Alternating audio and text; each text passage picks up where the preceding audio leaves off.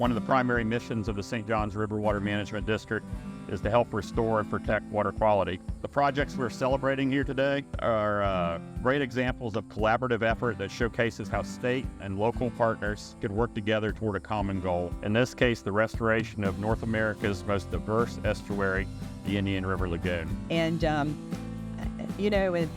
Director Register, you have an all-star cast. I mean, you could not ask for a better group of people staying focused on getting projects done, and they make sure it happens.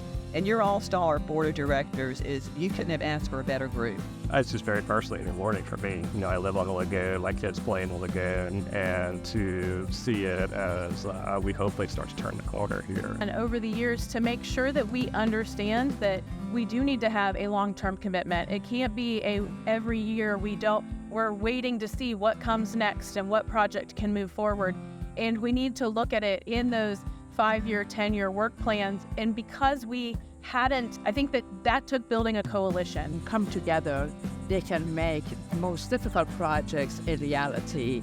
Collaboration and continuous building coalition is the way to the future and is the way to today. These projects are not one agency project.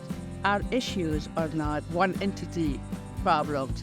Is so that collaboration is the key to success. To celebrate the initiation and completion of some projects that are going to actually move the needle toward restoration of the lagoon.